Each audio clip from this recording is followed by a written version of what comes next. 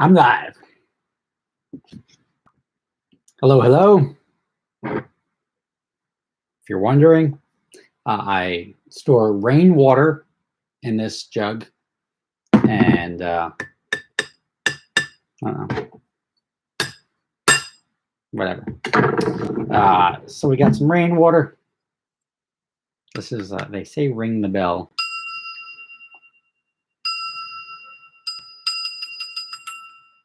That makes more sense.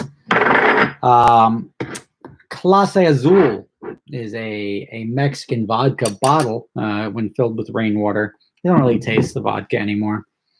But that's why, since rainwater is pretty acidic, if you were around in the 80s, you would know that I add a hint of lime. And that just adds a little flavor to it to make it less dull. So let's go down that route.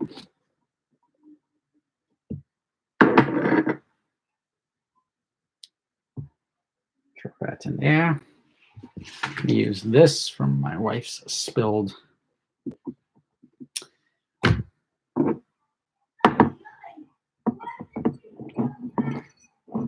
smoke rainwater in my bong. That's funny. I'm not a weed guy, but I'm sure that's very nice for you.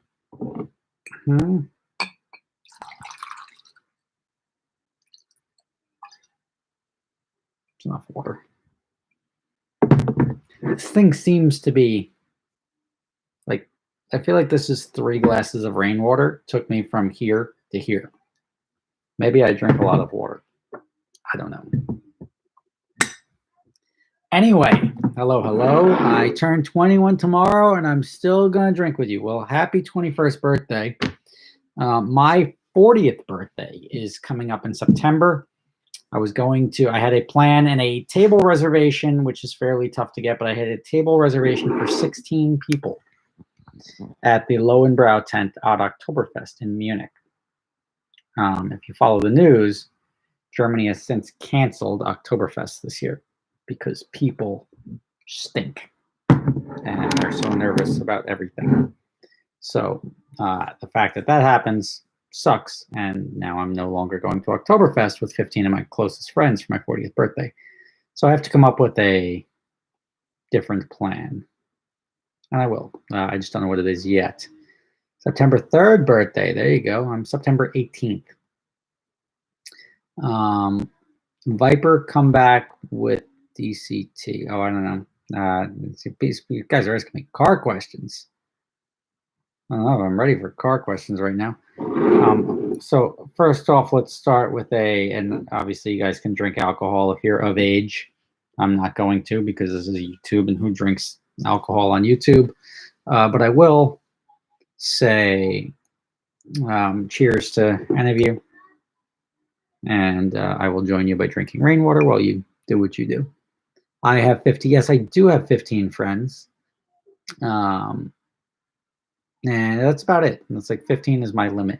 Everybody thinks that they have a lot of friends. I like to have a few friends.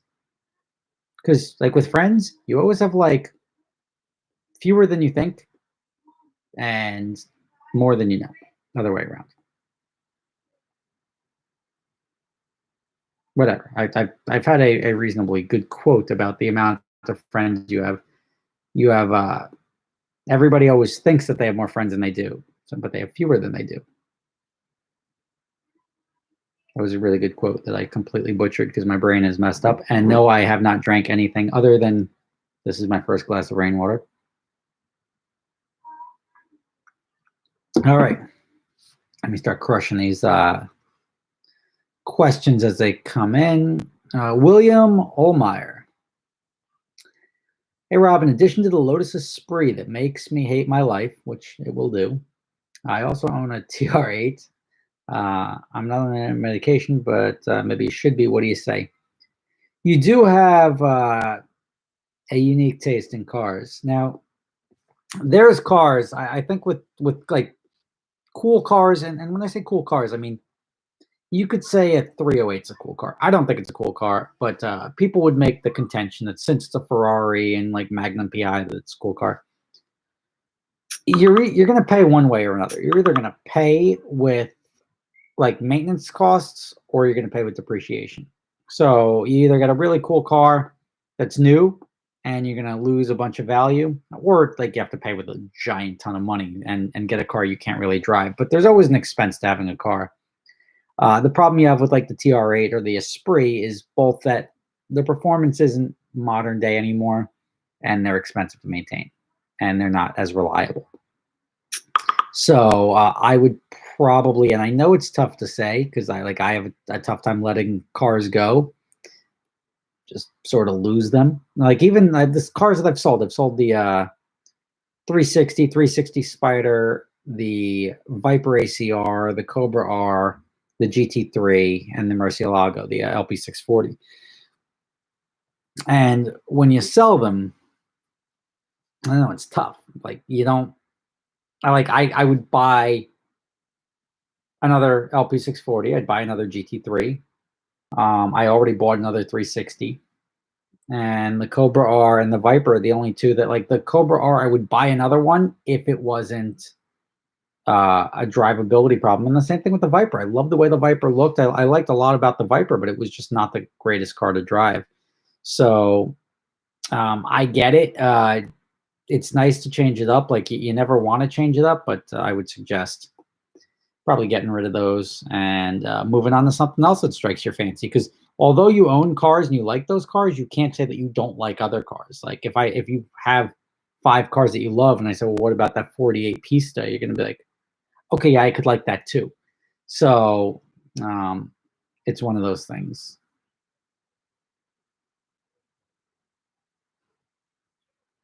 Oh, that was my quote about friends. You always have more than you know and fewer than you think. Because everybody's your friend.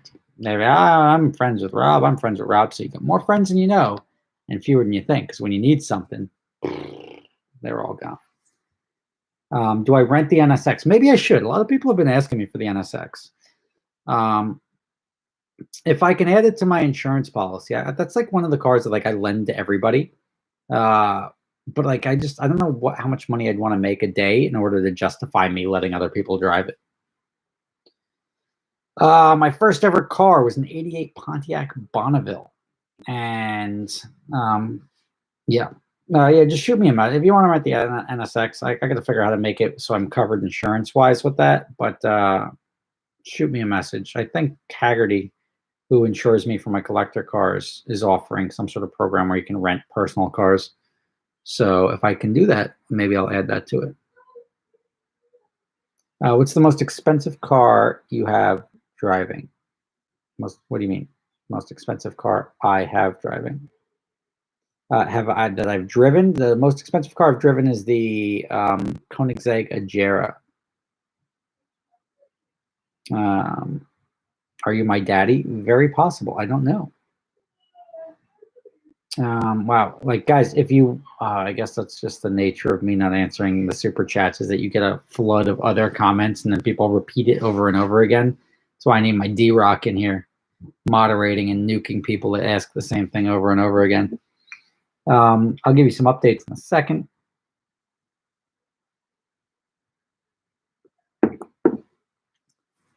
Not to be Rob Pitts here, but what's your opinion of the C4 Corvette?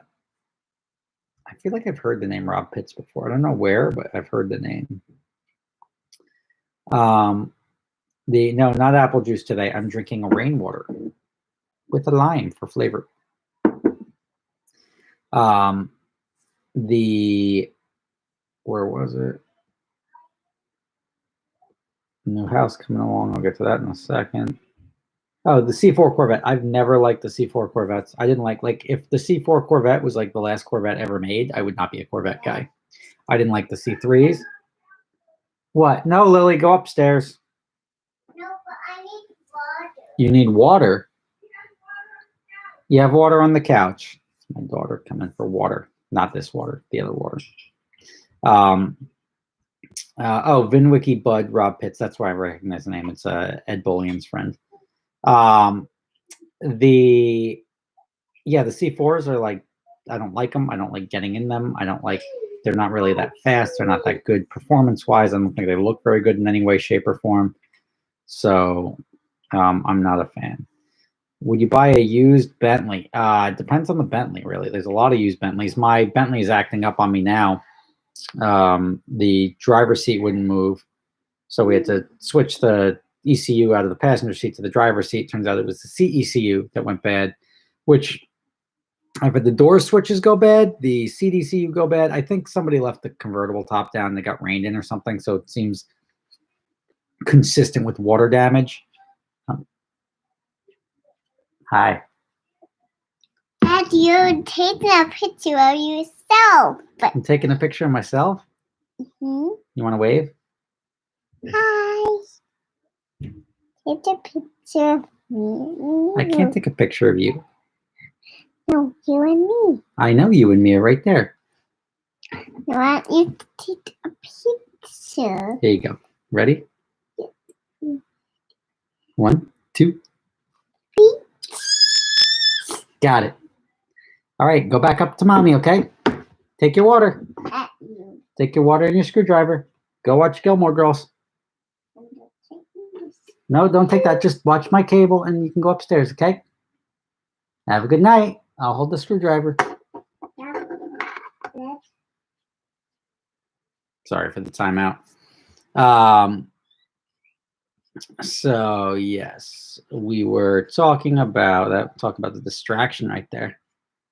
I got the Rob Pitts thing. I got the C4 Corvette. Just don't like them. Shout out from Nashville. Having a drink by myself. No, you're not, my friend. I'm gonna join you with my rainwater. No rainwater for the kids. No.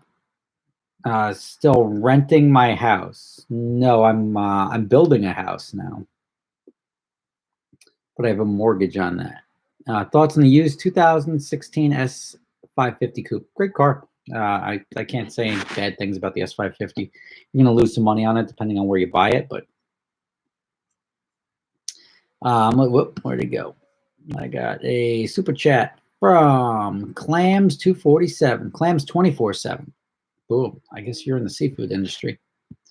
Is there any behind-the-scenes issue you had with Jimbo that you can tell us? His channel dropped off real fast and left your channel pretty fast. No, Jimbo just went down to, because I had to get him out of my house because I was going to knock my house down. And he lived in Maryland, which is way too far to commute. And then he went down to start like going back to school and figuring stuff out. And he ended up jumping on with another channel called Savage Garage. A guy wanted to have somebody film him and turn him into a reality star, if that makes sense. And Jimbo picked up the tab, and Jimbo's good about like filming and editing. So I think that was a good match there. Let's see. Who's next? I hear the steps. Oh, it's Ryan. Daddy, Yeah, right. I have something to show you. What do you have So, I just made a video on Gilmore Girls for you. Thank you. You'll see it. I don't. When you plug this in the camera in. That's why I usually start my live streams at 9 o'clock instead of 8 o'clock. Yeah. But everybody from Europe is like, I keep going into your. I disappeared. Okay. That's Ryan from Ryan's Toy World. He's got his own little YouTube channel where he reads goodnight books. Hello. All right, upstairs. Okay.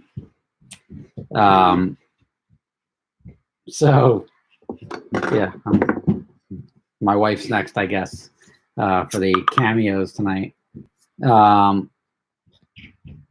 Where was it? I keep losing my train of thought when I keep getting distracted here. Yeah, he has a channel. It's Ryan's Toy World. If you type in Ryan reads like Goodnight Moon or something like that, he just reads like goodnight books to kids.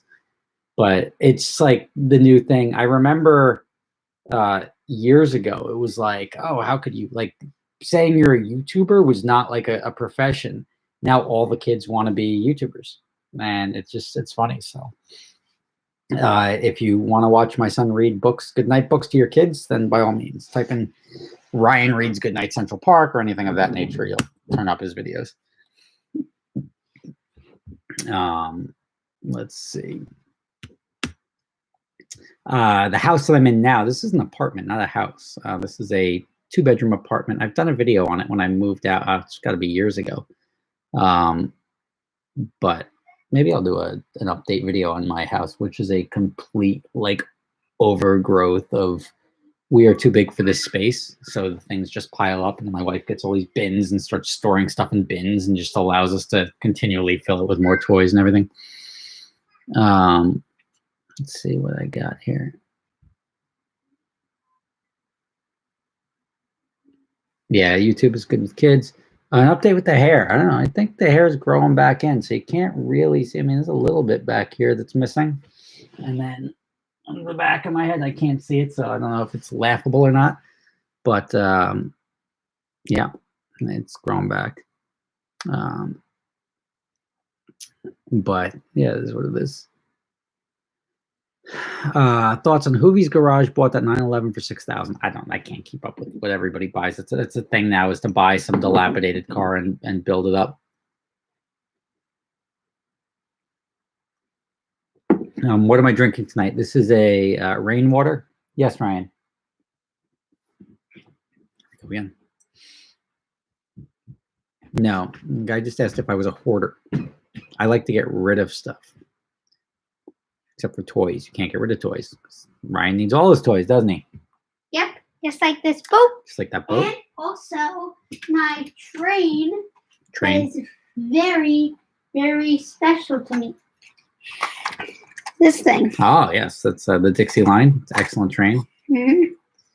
Is a Bachmann train. Bachmann. So I'll show you. Trains are so expensive. I wish he didn't get into trains. Here's the box. Here's the box. Yep. See? There's the box. Oh, we see the box. Thank you. Here's the box with you. All right. I think it's time to go to bed. Go read a book. JB, opinion on the Porsche Taycan. It's too expensive, honestly. As far as electric car goes, I think they are 100% interchangeable. I think the winner with the electric cars will be like Mercedes. When you get Mercedes quality interior and everything like that with the electric platform, that's going to be the game changer. But I mean, $150,000+ electric car, I don't think most people are shopping for that. For 150 grand, you can go get a great, like, enjoyable car, and you're not concerned about spending money on fuel or anything like that when you're dropping that sort of money. So it's more of a status thing. I don't know. I was even looking at like another Chevy Bolt, but electric cars are supposed to be point A to point B without burning gas, so it saves you some money and you get the tax credits. But when it comes down to like fancy electric cars, I don't think the market is as strong.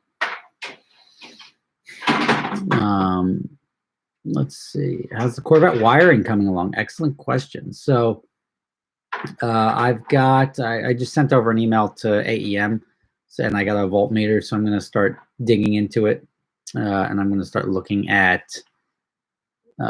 making sure, A, it's got constant good power. Oh, get more water. Making sure it's got constant good power, and then once it does, then we'll sort of trace it back from there.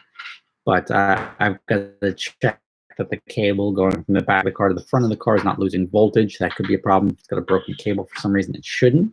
But I got to start knocking stuff off the checklist and figure out what it is. Could be the AEM. But I have to sort of eliminate all the other possibilities to make sure it's got good constant voltage, to make sure it is the AEM, and then we can obviously get that replaced if it is the case. Do I play golf? I do. I think I'm swinging about like a 9 handicap right now, but I was lower. I was down to a 2.3 years ago.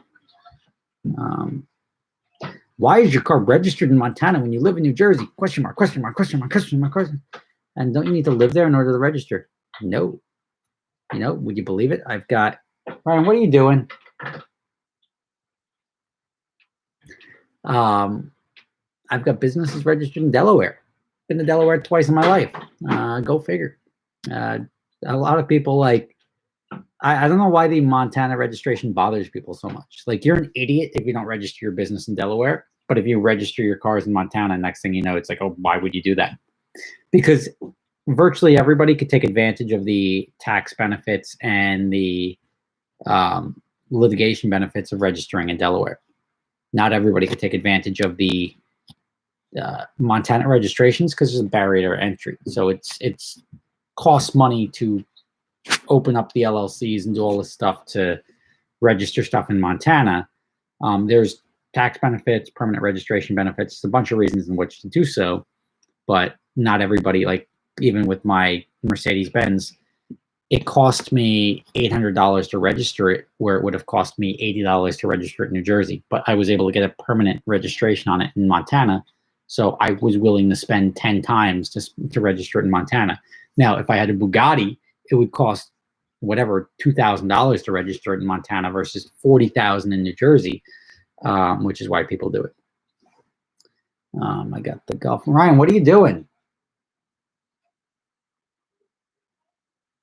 What is my opinion of Long Island? The same opinion that everyone else has that doesn't live in Long Island. Don't really like it. But my wife loves to go to the Hamptons for some reason. Childhood memories, I don't know. But somebody asked if we were going to Ireland. I don't know where that went. But yes, we're going to be doing a Scotland adventure drives in October. Really, my mustache up as is just like, I shaved yesterday. Like, I don't like facial hair in any way, shape, or form, but it is what it is. Have I ever tried the ammo detailing products? I haven't, but I've known Larry forever, so I'm sure I can. But I generally just don't wash my cars.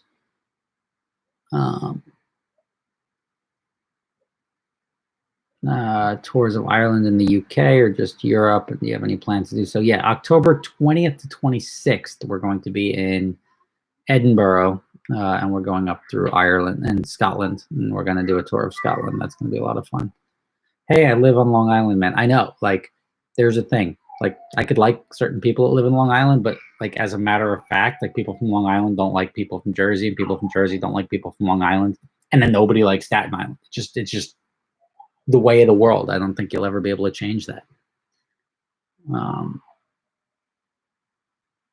Yeah, it's, everybody keeps telling me about Cletus's Holly Dominator and everything like that.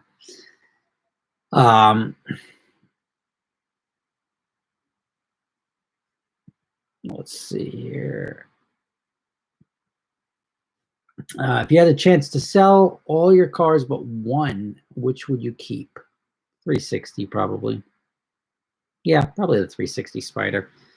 Switch it to stick if I had to like keep one, and like challenge grill, exhaust, gated shifter, done. That's where it's at. It would have been my GT3, but I sold that already. So, but I'm gonna get another one. My goal with building my house was to save enough money by doing it myself that I could afford to buy another GT3 for what in my mind, I'm getting a free GT3. So say I was going to spend $600,000 to build the house. Instead, I built it for $500,000. I'm getting the same house, and then I have $100,000 in which to spend on a car. So that would have been a GT3. But it looks like I'm going to save a lot more than that. It looks like I'm going to save probably $250,000 to $300,000 at the lowest level.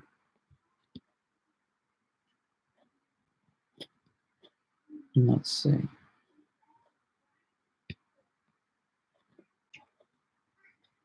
Having a business registered in another state, it has benefits even in litigation, but doesn't protect you really, because if your main place of operation, yeah, that's fine.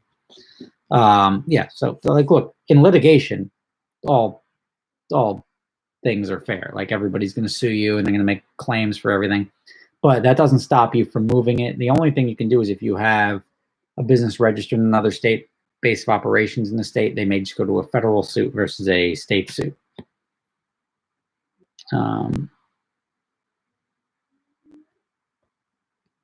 Let's see here.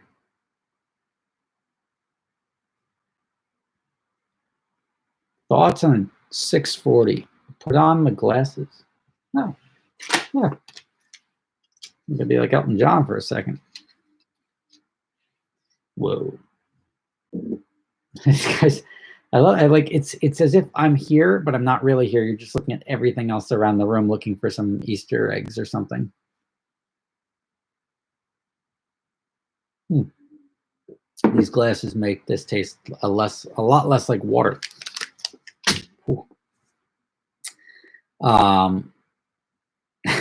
Thank you, Brandon. Still mad I didn't win that BMW I gave away 3 years ago. That was a cool one. You were top 3 paint jobs entries I picked. That's cool. I'm gonna probably whip up another couple of. Obviously, I got a slew of giveaways to do this year. I may do them all. Obviously, when all this coronavirus stuff dies down, but I just don't want to go blowing through money and buying cars and giving away cars when A, doesn't really make a lot of sense to do so, but B, I got to see what's going on business-wise. My business is not generating the money that it normally does. So, but the overhead is still the same. So I'm still blowing through $70,000 a month, and if it's bringing in 20, I'm losing 50 grand a month. So, do I miss my Supra? I still have my Supra. Let me see here. What are adventure drives are next? Next adventure drives we have July 18th to 25th or 26th, and that's going to be starting in Seattle, ending in Jackson Hole, Wyoming, going up through Canada. It's going to be a lot of fun. And October 20th to 26th, we're going over to Scotland. When do we get a home update video? I'm in the process of suing my town for that purpose. They made a big deal. They made a big deal about my YouTube channel because they take the approach, and this is what sucks about law and rules, is that if you leave enough gray area, you can interpret it 1,000 different ways. So they took the approach that my YouTube channel makes anything I touch commercial. So that made my house commercial. That made the fact that I shoot a video on my property now commercial, and that's going to require different variance relief and all sorts of stuff. That was the first time around. The second time I went in, they said, well, that's not our issue. That's between him and the cops to enforce something if there is a violation of the ordinances. And because I was like, throw me some tickets, guys. If you think I'm doing something wrong, I'm not hiding it. If you think I'm doing something wrong, you throw me a ticket so I can go to a judge and have him rule. And then you can take that ticket and shove it up your ass. And they decided that they rather just sort of dance around it, but then they put a stipulation on my property of no commercial activity whatsoever. And I'm like, well, that's very burdensome on me. Like, now you're saying I can't have a home office the same way anyone else can, and I'm going to have to challenge that. And we filed a suit against it. And the judge said that language is too broad and it's got to be narrowed down, and they're trying to narrow it down, but it's not. I don't think they're going to end up where they. I keep saying they keep trying to ignore it and pretend like it's not about YouTube. Oh, we haven't given them any tickets or anything for the YouTube. We haven't done anything against him because of the YouTube.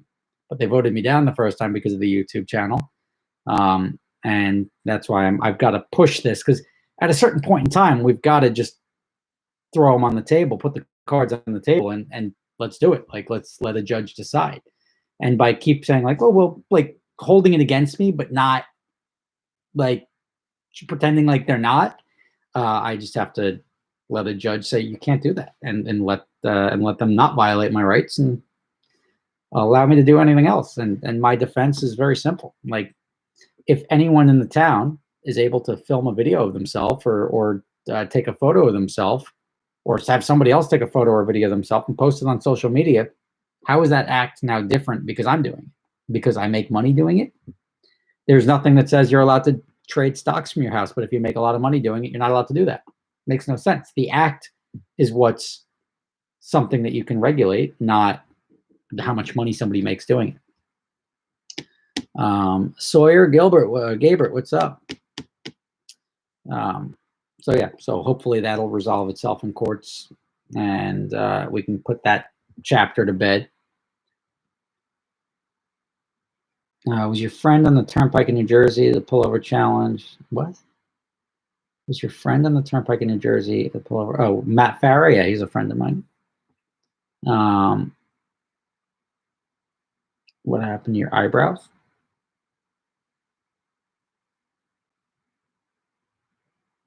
I don't know. They're still there.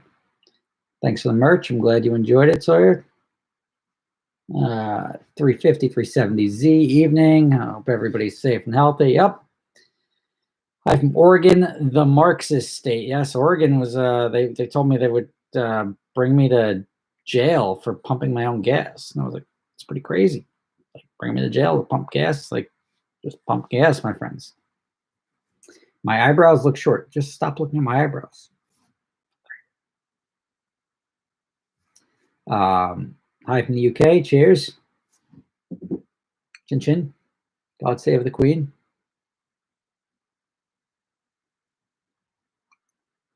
Why we in the basement FFS? That means for fuck's sake. And you're not in the basement. This is the first floor of my apartment. I'm in a 2-bedroom apartment right now.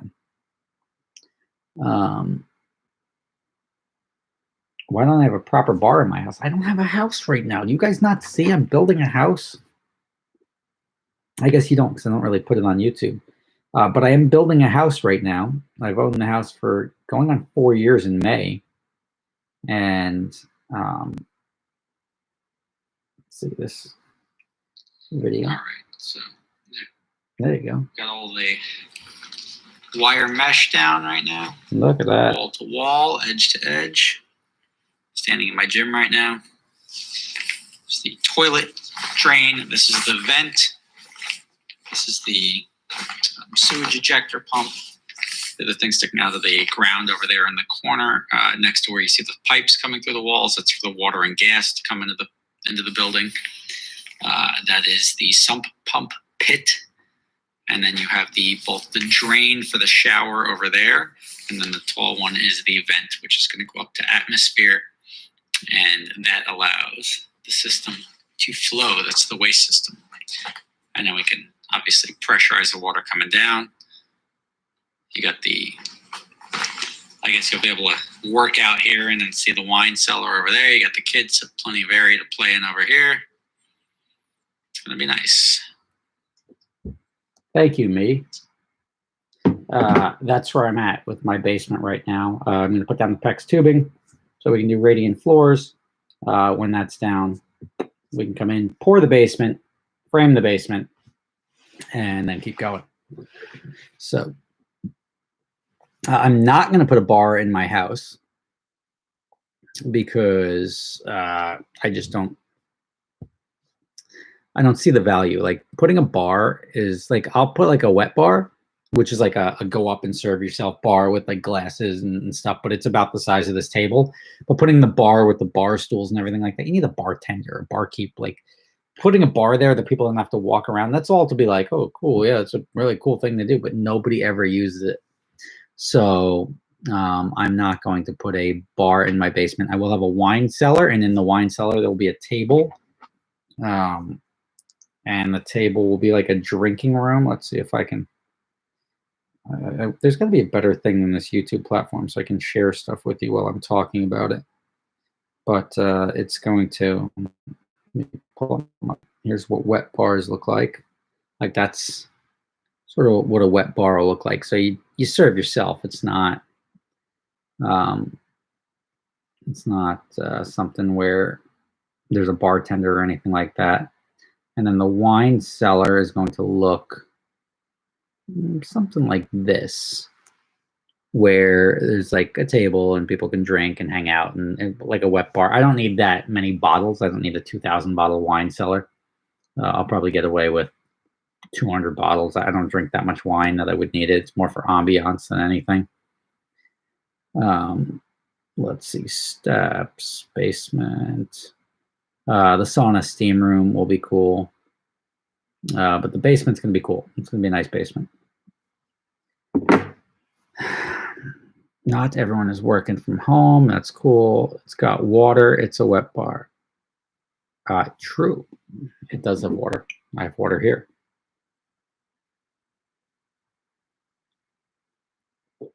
Father Rob, great call. There are some really nice areas just a bit further south in New Jersey. I don't know what I was talking about that made that relevant, but file an Article 78 New Jersey Supreme Court to have to show cause for their action. I don't even know what that is. Is Sarah and Toon going to do the Evo? Excellent question. So with the Evo, I've got to get the whatchamacallit, the engine and trans from Tommy. He still has them up in Connecticut. When I get those, I can then sort of start the build process. The car's over at Jay's garage. I got to figure something out with him. He wanted like 13 grand to paint it. I'm like, Jay, come on, the thing's worth 10 grand. Like, there's no way I'm going to spend 13 grand. There's no way I'm going to spend 13 grand. Rob, if you need a radiant heat guy, let me know. Possibly. Shoot me an email, rob@superspeeders.com. I was going to do it myself, but if somebody wants to jump in there, I don't really have a problem with that either. The donk is getting picked up tomorrow or the next day. And I've got a new engine and trans going in it just because the current engine is leaking and the trans went on me. So I'm going to get that up and running. That's probably the number one project to get running. That'll be done in a week or so. My truck, I got to swap whatever injector it is. I don't care if I got to put a new motor in the freaking thing. I'm just tired of the thing smoking because it's been not used. So once I get that done, I can get it painted and that thing will be done.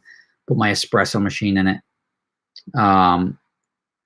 After that, the Corvette will be happening at the same time. I want to get the Corvette running so I could go rip and burnouts and race people. But if I can't do racetracks, the Corvette's sort of useless.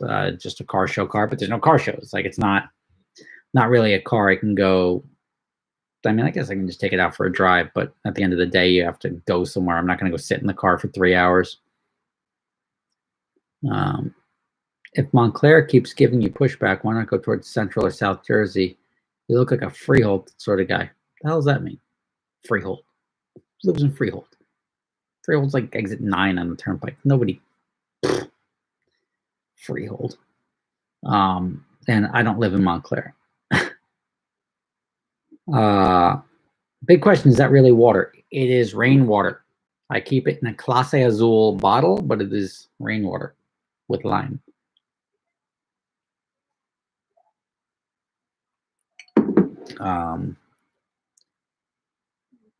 What do you think about swinger rims? I don't know what the hell they are. All right, Sawyer, favorite channel. That's not even a question. That's just a comment and $10. I appreciate that. But thank you. Is it some New York City rainwater during rush hour? No, it is not. So drinking alcohol on YouTube is like, I think, a no-no. So I don't drink alcohol on YouTube. I don't think it's responsible to do so. I do store other liquids in alcohol bottles. So I use those right now, like if I hit the table, like usually you get that like vibration back and forth because my screen, like, look, but I've been using this nice bottle, Clase Azul, which is a product of Mexico, and I've put it behind the screen. Now we don't move. It's good old American ingenuity right there.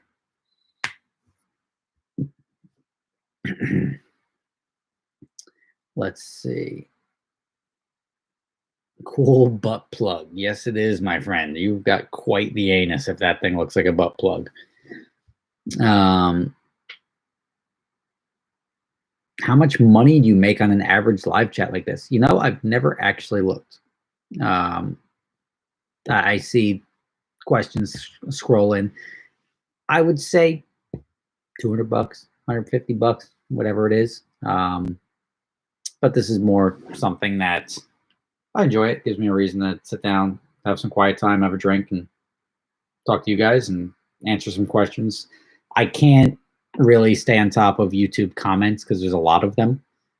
So this is like my opportunity to answer questions about any of the videos I've just posted, anything that's going on sort of in my life, or any curiosities that you have, just to make me slightly more accessible to people that care about stuff that I do.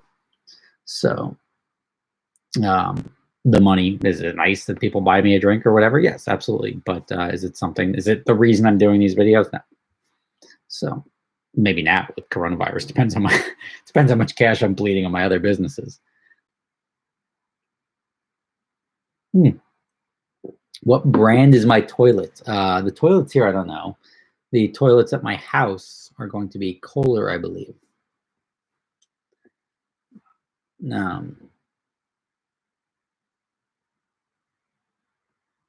What is your opinion on what went down with Haggard Garage? Seems like only one of those dudes was humble. Rudd. I don't really.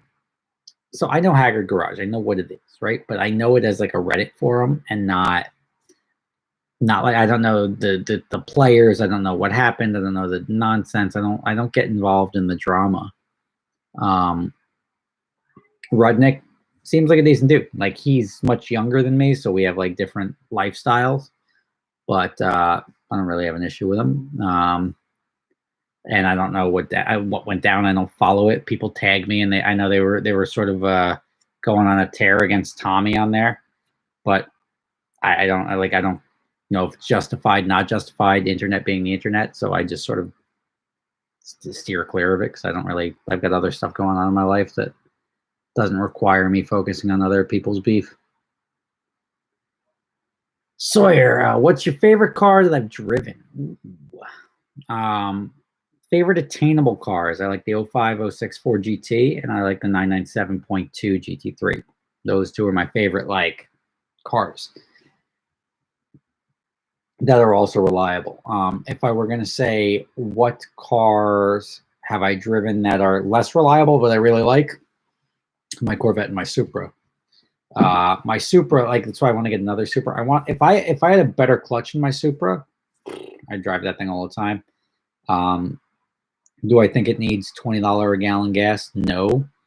But the Supra is a fun car to me. I would beef up the suspension. I'm going to buy and build like a fully worked Supra, but that's going to be after I get rid of my current Supra. House updates. I think I did a little house update. We're working on. I've got the plumbers in there now doing the rough-ins. The windows for my house come in on June 10th. Then they can get installed. When the plumber's done, and then the basement. Now the basement's been roughed in with the plumbing, so the below slab plumbing. I got to come in. I'm going to put the radiant tubing to go in before the pour. We'll pour the concrete in the basement. That'll put the floor in the basement, and then we can sort of frame the basement, finish the plumbing, the rough-in plumbing in the house, do the electrical, do the HVAC. When the windows will come in, the windows will go on. And we can do the siding. The house will be dried in once the windows and doors go on. And then next thing you know, we've just got to do the interior finishes, the sheetrocking. We'll be able to close the walls up at that point in time. Moldings, cabinets, appliances. That's it. Move in.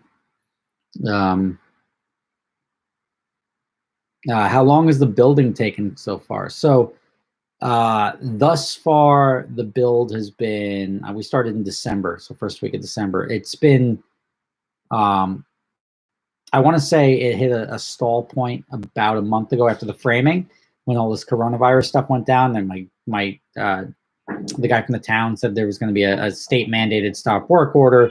Then it was lifted. There was just a lot of uncertainty there.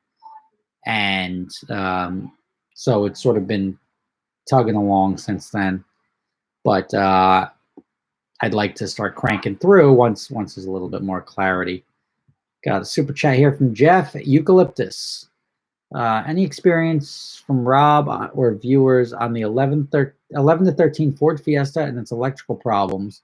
Bought one recently and am in a rabbit hole. 5-speed S trim. So I don't know if anyone else can help Jeff out there with the 2011 to 2013 Ford Fiesta and electrical problems. I'm not familiar with it. With the 5-speed, I'm assuming it's 5-speed manual.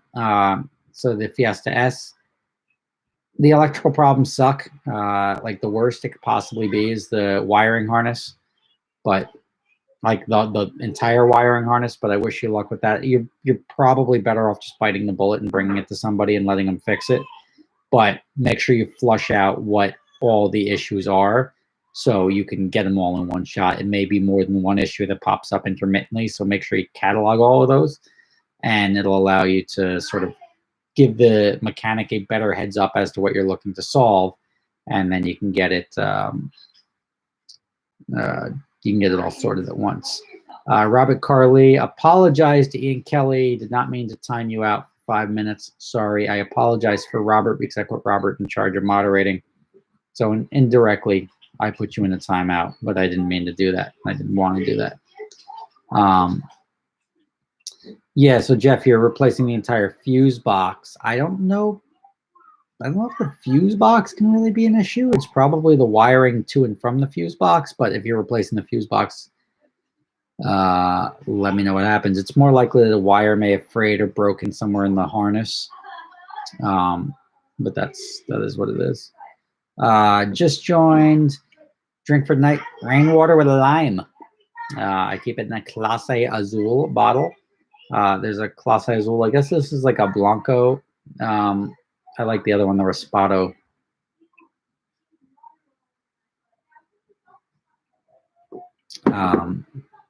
Opinion on the first gen R8 gated manual. Great car, fun car. I would totally jump in on that. Sawyer, welcome to podcast and live streams. I'm going to kick up the podcasts. I'm just waiting. Once I get my warehouse all situated and everything like that, I'm going to put a little podcast studio in there and start doing a chat again. No changes for Adventure Drive in July. Still on for July. Yeah, as of right now, we're still on for July. If there's any reason to change that, it's going to be government mandated and not because of us. But at the end of the day, we don't do large functions. So if there's a limit of 50 people, even the only thing that we'd possibly run into an issue with if there is like some sort of social distancing mandate would be dinners. But right now we break up dinners between two places anyway, just to give people variety. And even at that point in time, the only dinners that we have that are larger groups are the starting and ending dinner. But if it's a year where we have to break up the starting and ending dinner, not everybody, we don't have a table of 25 at each table anyway. It's a couple of tables of 5 or 10. So our business model is adaptable to the social distancing. Sean, PA finally taking care of roads during COVID time to fix roads, about time. Where's Northern Jersey at? Northern Jersey is a toilet bowl. Like, I don't know what to tell you. Like all of the tri-state area, I don't see anything having to do with the roads getting fixed. The road to and from my warehouse is still shit. I just, honestly, if there was an attempt, I don't see it. The roads are still potholy as hell, and you would think that they would send people out there, but I think Governor Murphy has other priorities and is not concerned about the roads right now. Let's see. But they usually, to be fair, they usually start repairing roads in the spring after the weather turns. So maybe they just haven't implemented it yet, but I'm not too hopeful because the roads always suck. What happened to Elizabeth White? I don't know. I know she popped out a kid. She just like ghosted everybody. Like, supposed to meet us in Florida, didn't show up. Never heard from her again. We're like, all right, that's that. Welcome to the car world. Something about Matt Farah in there. Any plans for Matt Farah collab anytime soon? Yeah, I'm gonna go out to Matt Farah's opening party when he does have it. I told him I'm gonna show up. That's a total, like, absolutely gonna support my friend for that. Central New Jersey here. This is from Grim Gaming. Roads suck at 5s here too. Oh, suck ass. That's the @ 5S is ass. You could just type ass. Like, we're cool. Like, I can say that, I think, until somebody tells me I can't. That V-neck though, this a V-neck? This, I don't know if this is Old Navy. Last week everyone's like, "Oh, you're wearing like that rich white person shirt," and I'm like, "Oh yeah, like Old Navy." And I don't know who makes this one, but whatever. I've had this shirt for years. It's got holes in it somewhere. Where is it? Totally has holes in it. There's a hole here, but oh, there's holes here. This is from the belt. You know, the old belts. You clip them and you pinch the shirt. What's up, Rye? Can you come and lie with me? I'll come say goodnight in a little bit, okay? Okay, Dad. I'll be waiting. You got it. Kids are awesome. They're a handful, but they're awesome. Favorite brand, a rich white person shirt. So I wear Banana Republic pretty much is like my go-to brand because they always discount everything like 80%. I think it wears pretty well.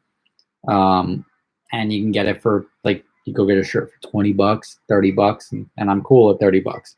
Would I spend when they have them for 100 bucks? Right back on the shelf. But when they discounted 60% or something like that, no brainer. But they make decent clothing.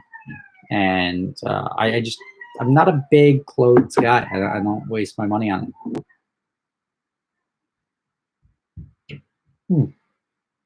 Grim Gaming, is the C8 really worth it? My dad's looking to replace his 71 Chevelle SS. Absolutely. That is a swap he will never regret. Why is it bad to drink alcohol on YouTube? I don't know. How's the E320 treating me? What year is it? 2004.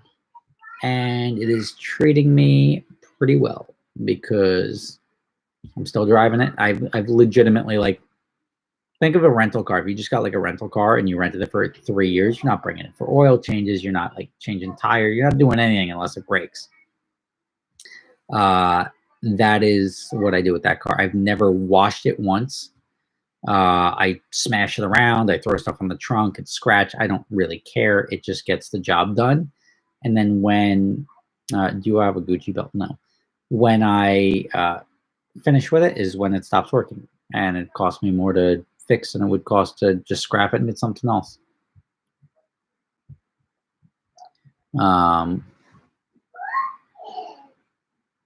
Hey, Rob, just checked. I've been subbed to you since I was 15. Now I'm about to graduate college. Talked to you on the phone during ADO1. I remember that. ADO1, we were in Vegas. Now it's the Waldorf, but it was the Mandarin Oriental. And we had a MadStar mobile sponsorship. And they gave us a bunch of phones. We gave people the numbers. We spammed them around, and random people just started calling. Balboni had a phone. Rob Dahm had a phone. David Patterson had a phone. And we were just talking to random people for like a half hour. So... subscribe and like my channel and give me a big thumbs up. All right. Okay, Dad. That's Ryan's Toy World. So there you go. That's Ryan. Yep, that's you. Ryan has a channel where he reads goodnight books to kids on YouTube because kids like YouTube channels. So yeah. So you guys feel free to go if you have kids. If you don't have kids, it's a little creepy and weird. But if you do have kids, go subscribe to his channel, and you can watch him read some goodnight books. And it's an easy way to parent to be like, "Oh, you want a goodnight book? Watch Ryan," and they can watch a couple of his videos of reading goodnight books, and they go to sleep. How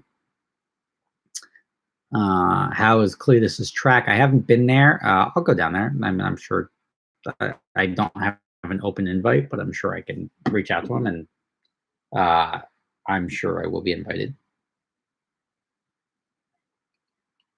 Yep, Sean, you got to rewind. I've been now video bombed by both of my kids tonight. Sell the C8 and get a Mondial.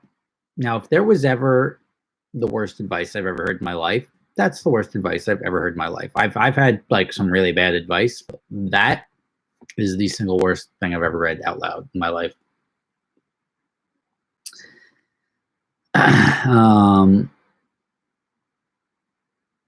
Let's see. The track looks cool. I don't know the exact layout of the track, but I don't think it's a very big track. Like if you've driven real tracks, VIR, whatever, VIR, Daytona, Sebring, Homestead, PBIR. Like you talk about tracks that you've driven. That's very different than a little oval track with a little cut-in infield. But I mean, it's awesome to have like a playground, and he's got himself a playground, so that's very cool. Why did I sell the Cobra R? It didn't drive well with the front splitter on it. And the Cobra R was known, like it was, the only thing that made it look not like a V6 Mustang was a side exhaust, which most people don't notice, the rear wing, and the front lip. And when the front lip is on the car, thing sucks, right? It bounces up and down at 100 miles an hour, completely useless. So after that, you have to now say, well, what's next? You can't drive it without that. There was no way to really fix that situation. So I said, I'm done, sold it, because when you drive it, it looks like a V6 Mustang with a wing on it. And that defeated the purpose of the entire car. So you have a car that you can't use for what it was intended to be used for. I was done with it. So if you're saving at least $250,000 on the house, does that mean we'll see an 05, 06 Ford GT in the future on the yeah. What do you mean? You think Matt Farah would go run from the cops? I doubt it. But yes, if I save $250,000 in my house, that will give me money to then go start buying cars. The first one I'm buying, that was a GT3. After that, I mean, look, I want to have a Ford GT. I think they'll be there somewhere. Oh, look, it's Daily Driven Exotics in here. Their name is highlighted, so that's easy to see. Hello. I think that's Damon, or I don't know who posted the account, but hello. If you guys don't watch them, they've got a good collection of craziness that goes on in California. Completely opposite coast of me. Completely different car culture. I would say they have a better car culture on the West Coast than we do on the East Coast, but primarily they have a year-long driving season where we do not. But their traffic also sucks. So, do I have a swatch? No. There you go. Just having a drink. Cheers to you. This is just water though, because I'm live. Let's see.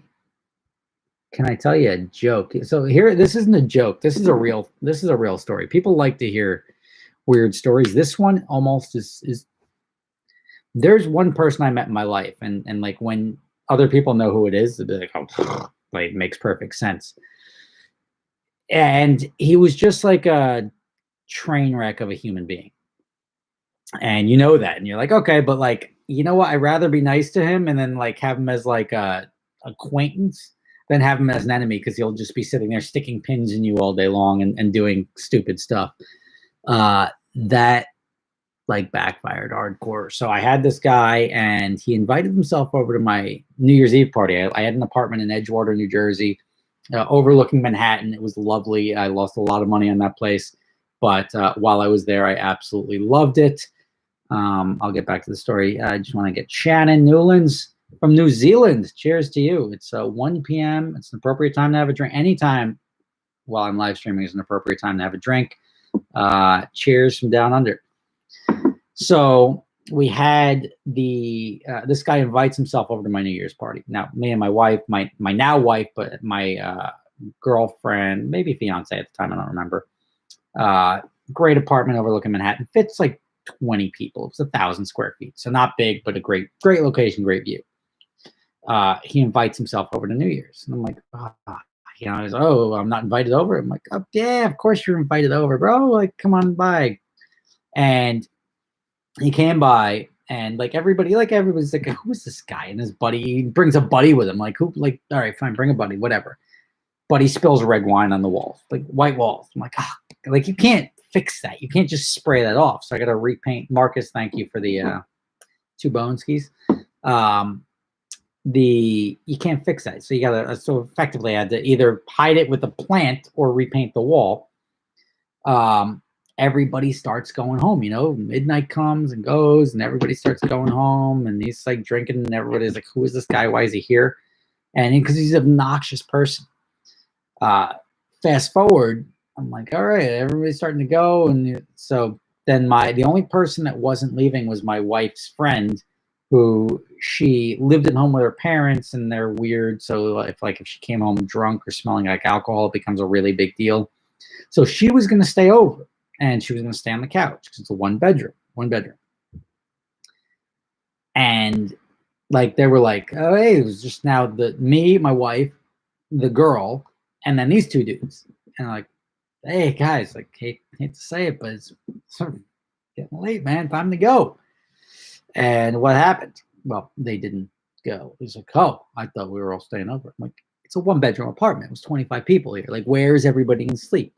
And now, luckily, it was an apartment complex, and at the end of it, there was a Homewood suite. So I'm like, look, you can just go right to the hotel right there. Like, go get a hotel room. Oh, I don't have the money for that.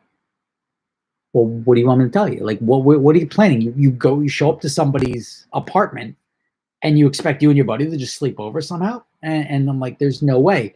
And my wife did not like this human being at all. I was being nicer than I should have been. And ultimately, that was the biggest mistake I've made in a long time. So fast forward, and they're like, oh, we can't sleep. I'm like, go sleep in the car. I don't care. You just can't sleep here. And then the girl that was staying over was like, I'm not sleeping in the same room as these guys. I not happening. So the girl slept in the bed with my wife. I was on the couch waiting for these guys to sort of fall asleep. I did not, I don't know why, but I just refused to fall asleep before these guys. Then I fell asleep. And apparently they didn't. And I wake up in the morning and just survey the aftermath. Now,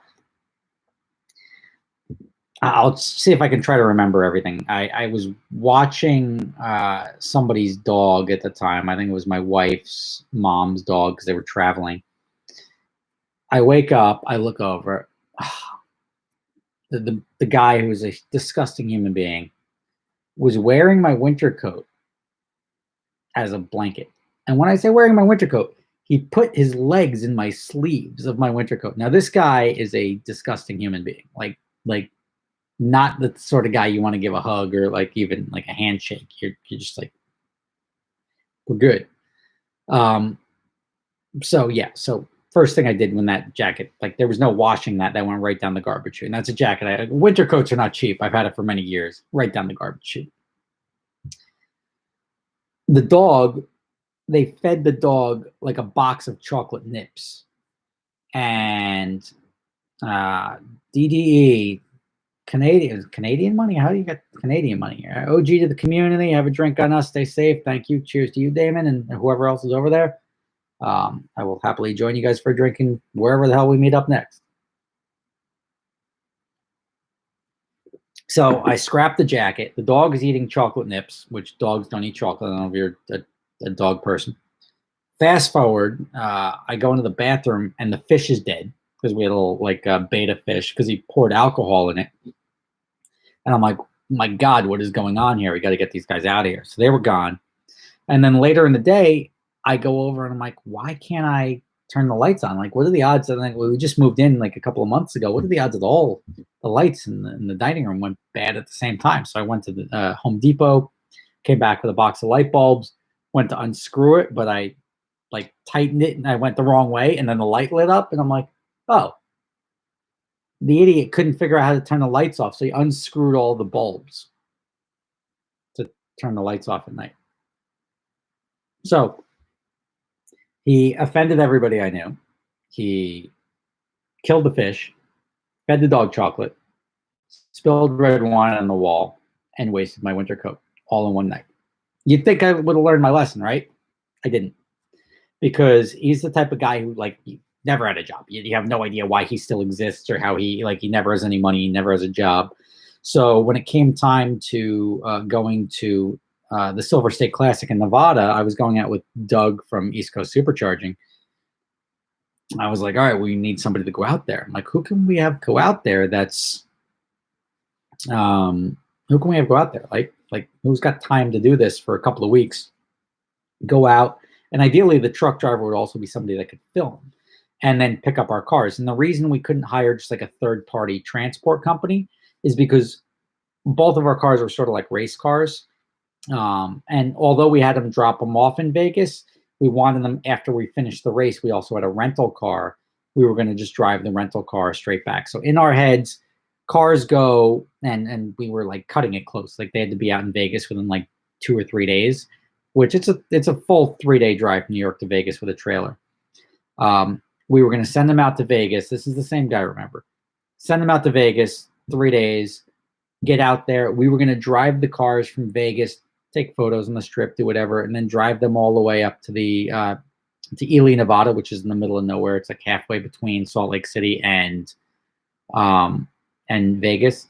Now over like Area 51-ish. And you're going to be like, well, why would you drive your race car? Well, if it couldn't make the trip from Vegas to Ely, Nevada, then we probably shouldn't be racing the damn things to begin with. So as uncomfortable as it was, we both got to Nevada, to Ely.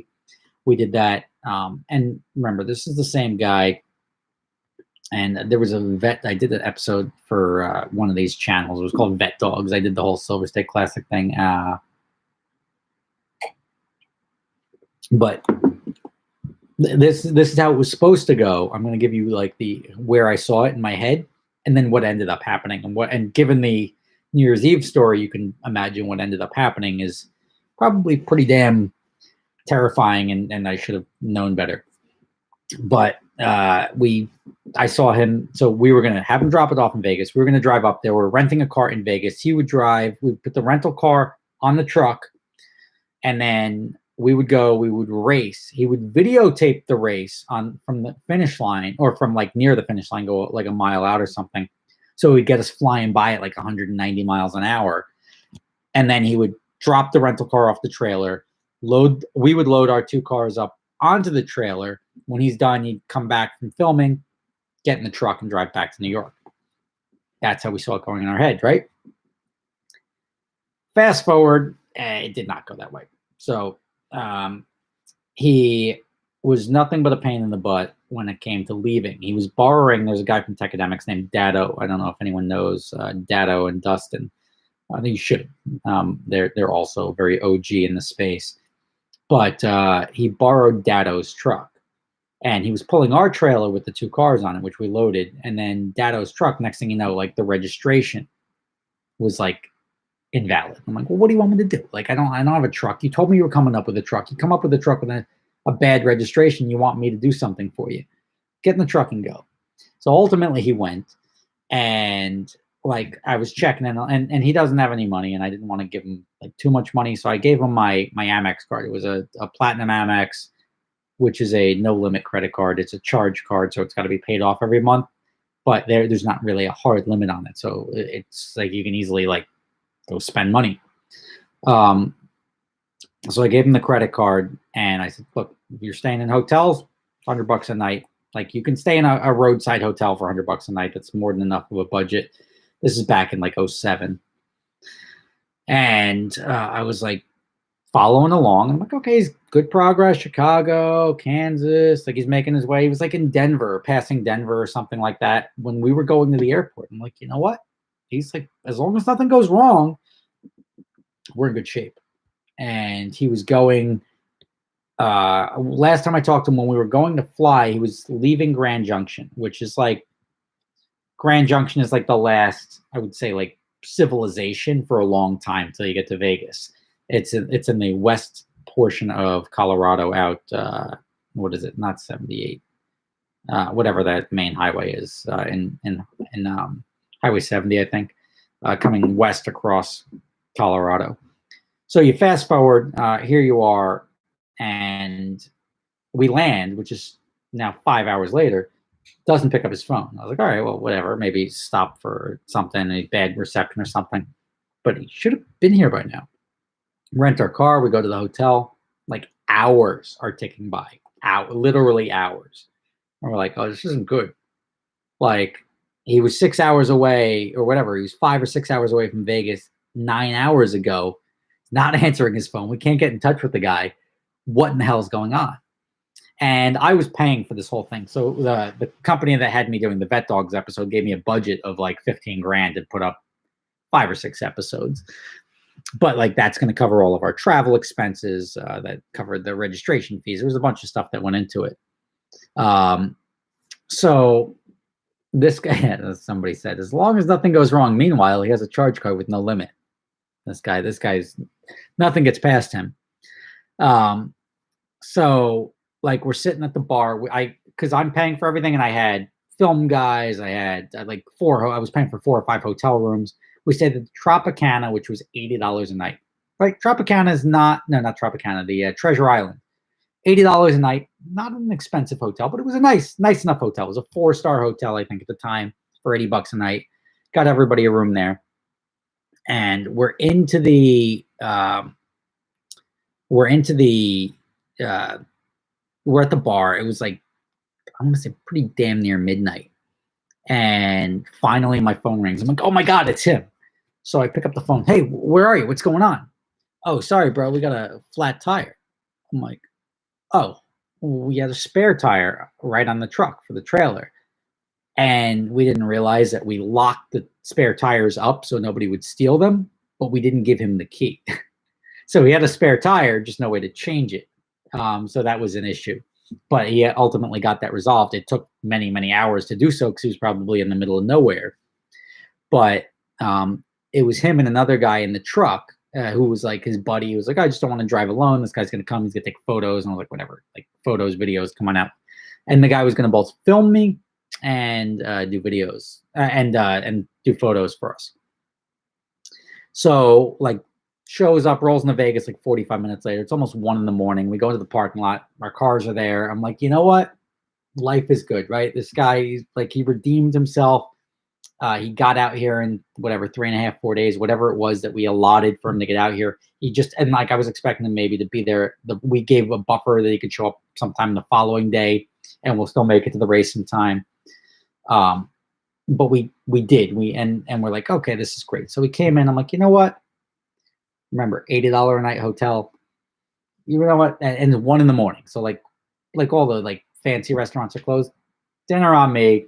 Go anywhere in the casino here. Go to a buffet or something, and I got you guys covered. Big mistake. That was the kicker. We'll come back to that. So next day, late afternoon, we load up the cars onto the truck. Not the cars, the rental car on the trailer. We drive over to Silver State, which is up in Ely, Nevada.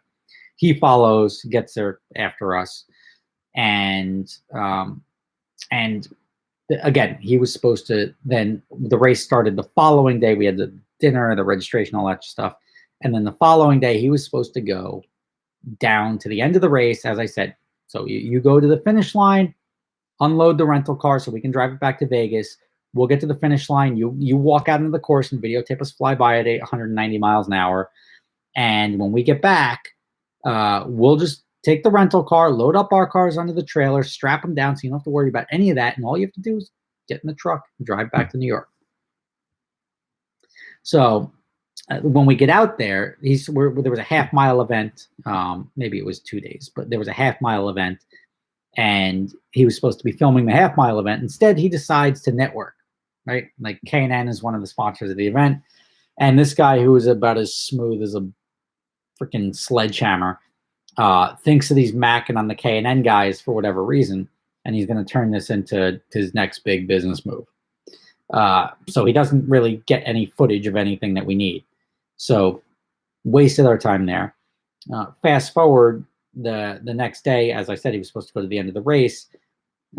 He did go out there. Both I did my run. The guy behind me did. Doug from ECS did his run, and we get to the end, and it was like, all right, cool. The car's still on the trailer. Where is he? Oh, no, the car wasn't on the trailer. Where's the rental car? And he's like, we call him up, and he's like, oh, I drove it out onto the course so I can go film you guys fly by.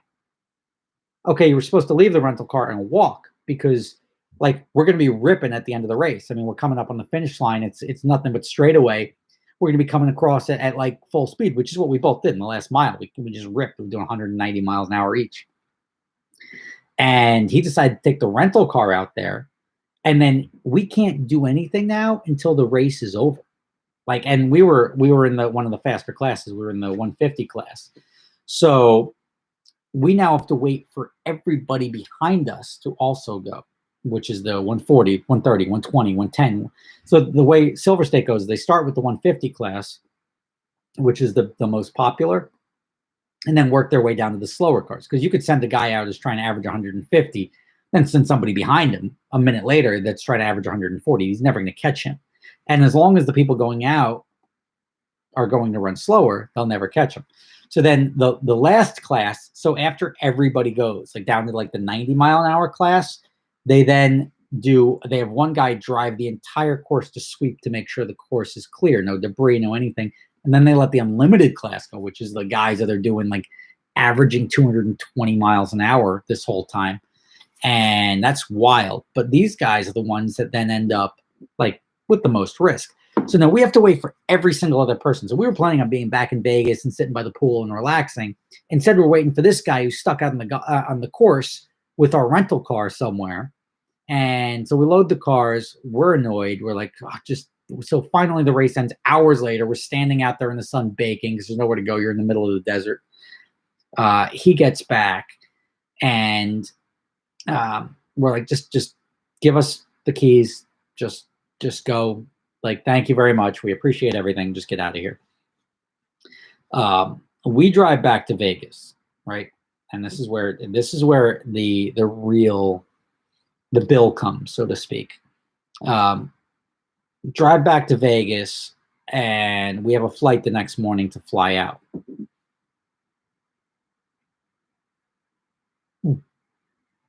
You know what? We don't have a flight the next morning. We have a flight late. Remember, this is 12 years ago, so I'm trying to remember it the best I can. We have a flight. The late night flight goes back to Vegas. We have the red eye back to New York.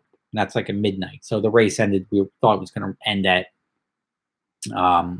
like 9 in the morning, and we were going to drive back to Vegas, be there by noon, have lunch, sit by the pool, whatever. Instead, the race ended. We sat there till like 3 in the afternoon, waiting for everybody to be done. And then we annoyingly drove back to Vegas while this guy was supposed to turn around and go right back to New York. Now, remember, he's now 3 hours closer to New York. He can just go right up to Salt Lake City, take 80 straight across.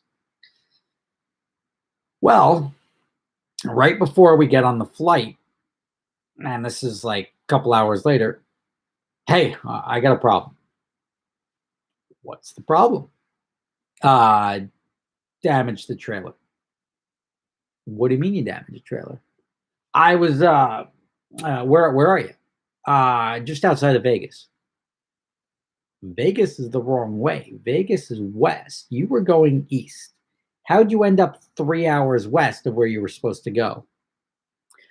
I was trying to meet up with the K&N guys because I wanted to network a little bit, and I was going to meet them in Vegas. I'm like, but your instructions were to go back to New York, not to go network with the K&N guys. So fast forward, he was at a gas station, and he decided to, like, because it was a 2-car trailer, say 40 feet long, a wedge, and he caught one of those metal supports that protect the gas pump. Thank God he didn't have the gas pump and blow him up. But he bent the axle on the trailer. So now the trailer was immobile. And I'm like, great. Now he's in the middle of nowhere, like an hour outside of Vegas or a half hour outside of Vegas. And he's got a bent axle. There was a shitty little hotel next door. We had to now get him a new axle. There was no way to fix the axle. So we're like, oh, shit. So we get back to New York, and we're like, all right, where are we going to get an axle? We were able to get him an axle in like 4 days, right? So here he is, living off my credit card. Like, and luckily I'm like, look, he's in the middle of, like, he's an hour outside of Vegas. There's nowhere he can go. He doesn't have like a functional car to use. He did have the truck, though. He disconnected it. But he ends up going out and just like sitting there for 4 days in like a whatever $80 a night hotel, and just putting Pizza Hut on my credit card every day.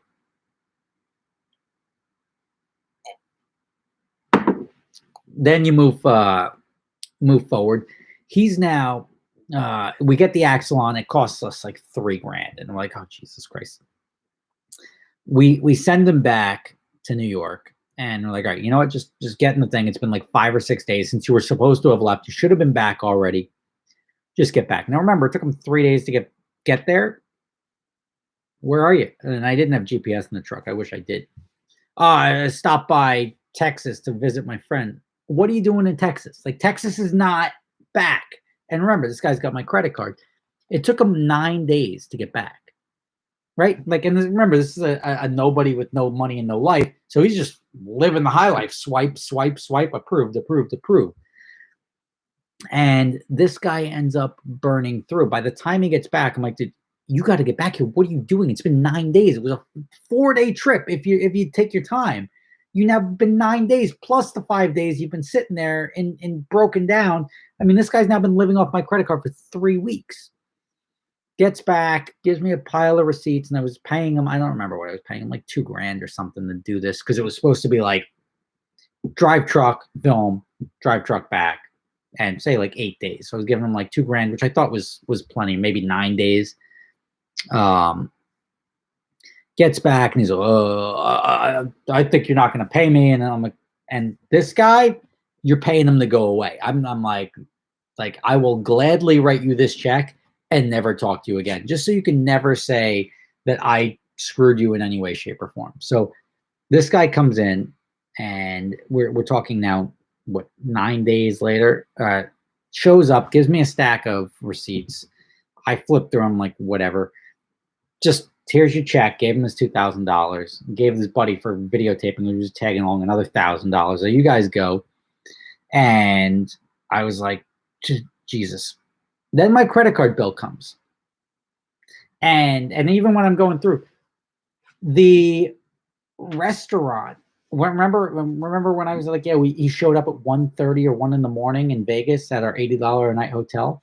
Somehow, him and his buddy, who have no money and no jobs and were able to take weeks off to do this, decided that they were going to, on my credit card, which I did say they could buy dinner, thinking that they would go to whatever.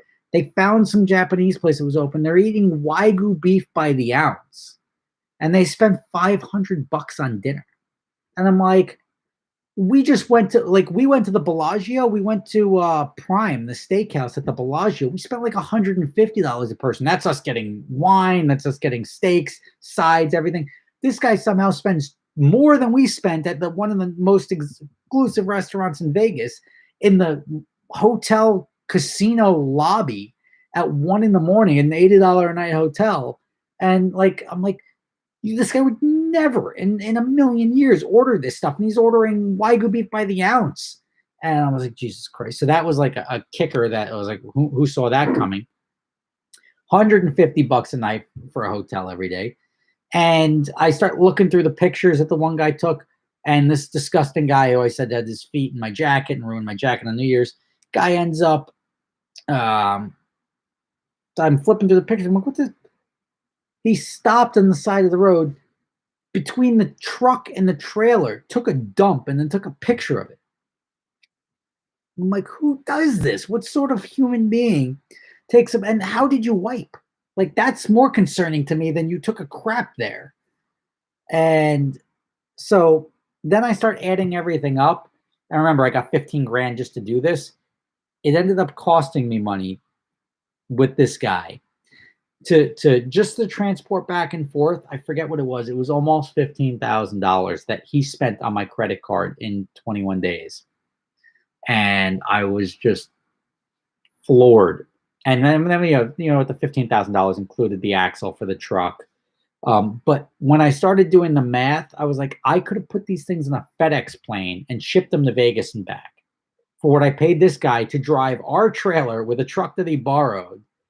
And it was just probably one of the bigger, like, luckily that was the end of it. Like that was the end of that guy. As far as my involvement with him, I never had to deal with him ever again, but it was an expensive piece out. So to summarize, reasons this guy is terrible. He killed my fish, fed my dog chocolate, unscrewed my light bulbs, spilled red wine on my wall, ruined my winter coat, ruined my New Year's Eve, invited himself over, took a dump between the trailer, took a picture of it. He cost me way too much money, spent way too much money on food, didn't get anything worth footage on that trip. And the only thing he did was show up on time, essentially. And that's the only thing he probably did right in the entire time I've known him. But then he would like show up at my shop and he was, hey, I got tires, I got them out. Yeah, do I look like a tire shop? Like, what are you doing here? Like, we're not buddies.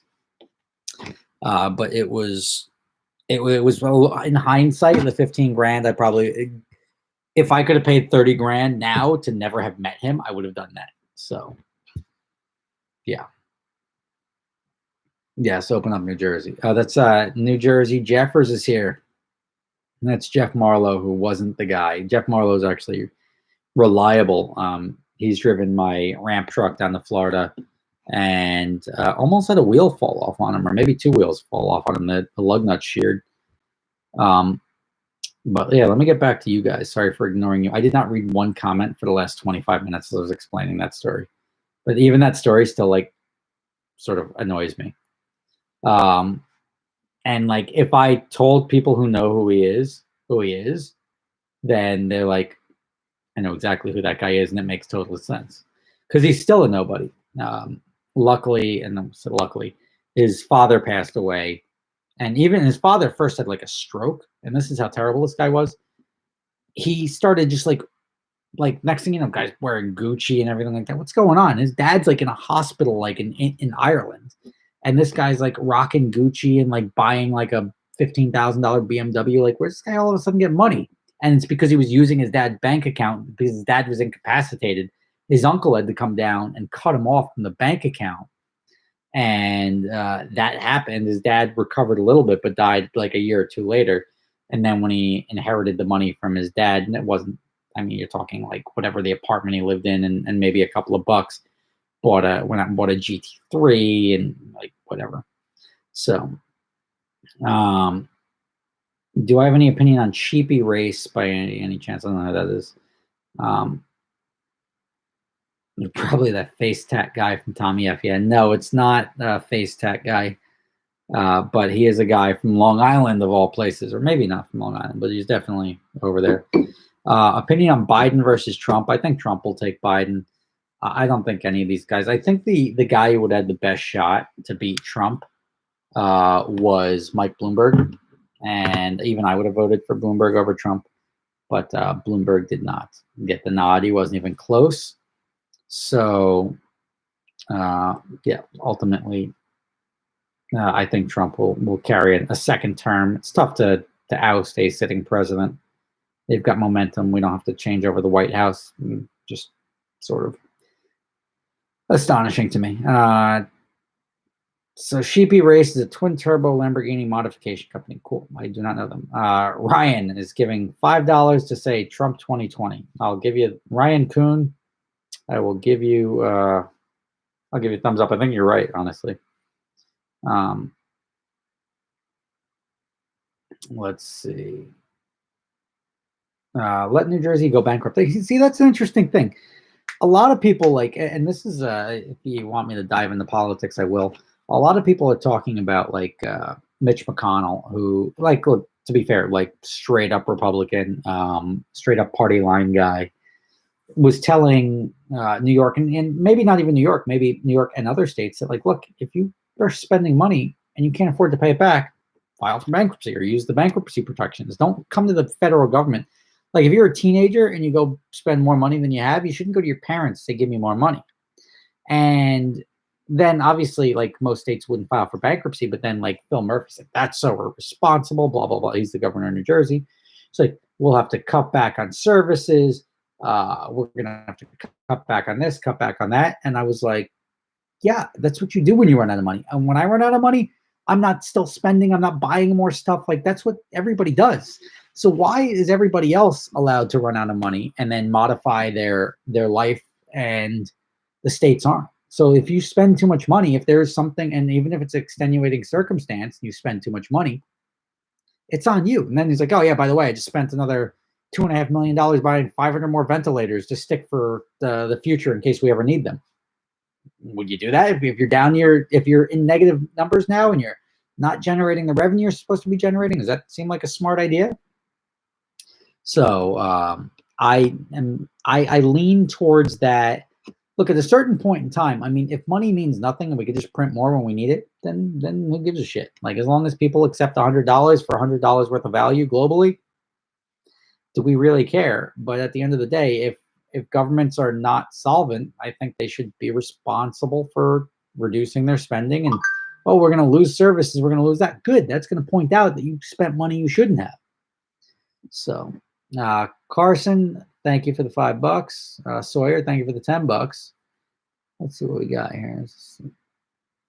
Who sent me a message usually?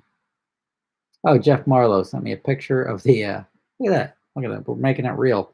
Jeff Marlowe is sending a picture of the lug nuts that sheared off my ramp truck on his way down to Florida. It was held on by these two lug nuts here, is what held the wheel on. And he was able to make it to Florida for the Project Car Challenge for that. So that was a good one. What am I drinking? So I'm drinking out of a bottle. This is Clase Azul, but I fill it with rainwater so I can drink it on camera. And it's got this cool top here, which acts as a bell. But yes, and see, but I use the bottle also because it now, like, see how the table moves and I'm vibrating. Oh my God, it's an earthquake. But I put that behind and we're good. So, Eric or Eric L, I don't know if that is. Hope all is well with you and your family. I hope you're having a good Friday. I hope you're doing the same.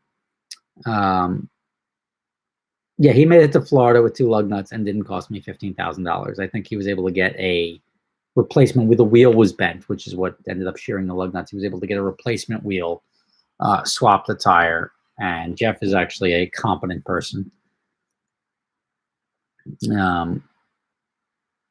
Any news on the cracked Corvette C8 rims? That's a C7 Z06 rims, not a C8. Little turbo big brain. In 2007, Rob told me not to be a jackass at the Philadelphia Auto Show, and it changed my life. You know, it sounds like something I would say. So yes, so that's all very possible, and I'm glad it changed your life. I'm glad you're not a jackass. Do you know any mob guys? I know people that may be associated with activities that would be deemed mafia, but I am not like connected. But I know of people. I know guys. Are you throwing a Ramadan party? When is Ramadan? Hey Google, when does Ramadan start? Thursday, April 23rd, 2020 to Saturday, May 23rd, 2020. April 20th. Oh, that's like tomorrow. Happy Ramadan to you guys that do Muslim activities. Stock advice, Rob. Airline's a good idea. See, that's an excellent question. Airlines fundamentally, I think, are going to be in trouble, and I think long term, if you're investing for a quick flip, then no, I would stay away from airlines. But and take this as with a grain of salt because I'm not a stock guy. But airlines, when they do open up, may have demand issues. They may have social distancing requirements. So they're gonna have to, like, I even think like some, like United was talking about, like removing or like blocking off the middle seat to allow spacing. And airlines are all about like cramming as many people together as possible to be as profitable as possible. When you reduce that capacity, that's going to be a big problem for airlines. So I would probably steer clear from them. Even Boeing, I think Boeing is a good buy, but I think it's going to be subject to like a much longer delay to rebound. I don't think Boeing's ever going out of business. They know way too sort of like too many government secrets to ever not be bailed out or something. But ultimately, I would say that the airlines are a long-term hold. I think it's probably a decent time to buy. They still may go down when some bad earnings quarters happen. Boeing is probably good, but nobody's buying new Boeing jets because they're parking a lot of Boeing jets and whatever else. So I think Boeing's got some time coming. I would say Visa is probably a pretty sharp stock. Coca-Cola, the big names, Disney. When you get Disney, if Disney comes back into the like 80s, low 90s again. I think that's a buy and hold long term. Disney's also another one that's going to be facing issues when it comes to opening up, because Disney is not about social distancing. Disney is about get in line and wait for your, it's a small world, and that's not social distancing. So Disney may face a longer period of limited activity or no activity. But again, long term, absolutely stick with these stocks. If you've heard of a company and know they're never going out of business, it's a good company to go with. As far as some quicker movers, let me think who I put money in recently. So here, I'm not even going to tell you where you should put your money. I'll tell you where I put my money. I've got not recently, but I own Netflix. I don't own any Tesla. I own Netflix. I own Porsche. I own Ferrari. I own a company called NREF, NREF, which is a real estate investment firm. I own One Medical. I own Smile Direct Club, which is shit for now, but it's trading at like $4 or $5 a share, so it's probably got plenty of room to go back. I've got Uber. I've got CSX. I'm just trying to think what comes to the top of my head. And I sold off of Disney when it was at 105. I'm going to buy it back though. Yeah. So I don't know. Those are a handful of ones I got. I don't remember what else I have handy. And then my retirement account's got a bunch of mutual funds that I couldn't tell you the name of. Fisher Island residents reject $2 million federal loan. Why would they do that? Fisher Island's a place the residents voted to reject it. Well, that's good. So Fisher Island's a place in Florida, and it's a private island off of South Beach that a bunch of rich people like Oprah live in. And I think they were applying for government grants or something, when it's like probably one of the most exclusive places to live in the entire country. So it'd be nice that they were applying for a loan and the residents rejected taking it. Yeah, I'm not a crypto guy.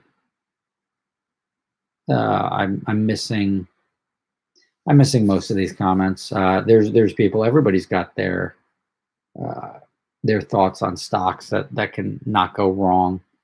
But I'm just telling you, as I said, telling you what I invest in, and not that there's necessarily a rhyme or reason to that, or that it's a good stock or a bad stock. But I'm just telling you where I have money now.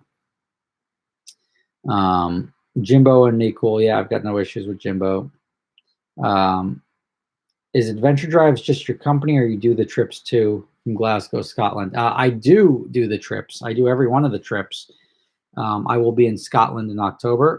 We're going to be in Glasgow is west of Edinburgh, but we will be in Edinburgh. I get a day earlier than everybody else, so I'll be there on the 19th of October, and we're leaving on the 26th of October. But I do every single one of the Adventure Drive trips. And it's funny, it's like a lot of people that come on Adventure Drives are just through me and through the videos. So it's cool to see all these people show up that are like, oh, I know you from the videos, but otherwise I don't know them. Thinking about a Long Island. What are you drinking? I'm thinking about a Long Island here soon. A Long Island iced tea is a great way to get drunk quickly. So yeah, we're at 1:38. So I'll give it another 20 minutes. I wasted a good portion of this live stream tonight giving a story about a person who was the worst person I've ever encountered in my life. But I think it deserved it. Sawyer, good night. Thanks for the bedtime story. You got it. I hope that was... I mean, I do look back and say that was entertaining, and I paid for that story. So I'm going to tell that story as frequently as I can, because that story cost me 15 grand right off the bat. But don't forget to talk to this kid is waiting. Nah, my kid probably fell asleep. Didn't Oktoberfest get canceled this year? Yes. A, it's spelled with a K, Oktoberfest. And B, it did get canceled. And I still have my flights into and out of Europe. And luckily, I think I get a full refund on that if I do choose to cancel. But I may still go to Europe. We'll see how if my cancellation can be done anytime, I'll keep the flights for now.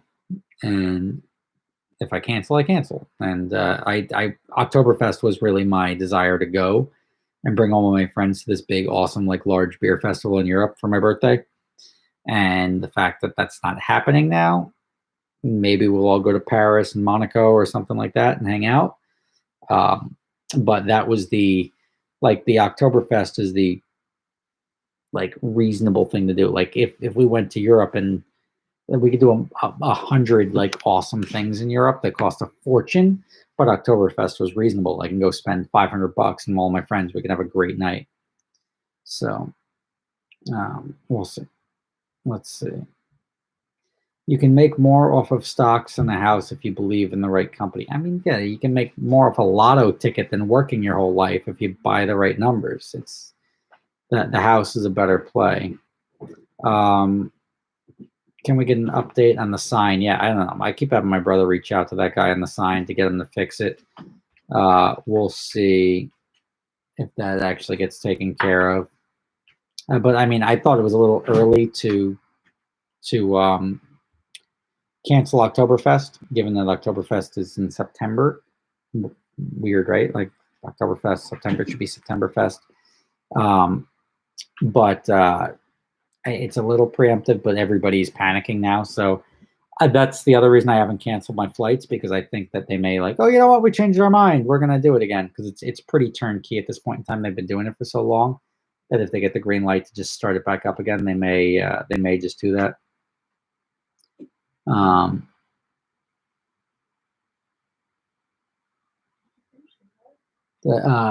No, Ryan, put it in the cooler. Yep. Let's see. Mr. Don't Mess 1996. Hey, Rob, FYI, South Jersey is better. It is not better. South Jersey is only better than Philadelphia. No, probably not. I even think I'd put Philadelphia over South Jersey. South Jersey, North Jersey. It's like one of those things that people like, and nobody knows where that line is. Like, where's South, where's Central, where's North. But I'll come up in a second. I'm going to wrap up in a couple of minutes. So he's still awake. I got to go say goodnight to my son. See, like here's another guy, Wyatt, saying, there's a massive Oktoberfest close to me in Mount Angel, Oregon. That is not Oktoberfest. Like, to say that that's Oktoberfest is to say like local backyard wrestling is the WWE. It's not. Oktoberfest. Let me see what I got here. Munich. I love Google. I mean, this is Oktoberfest.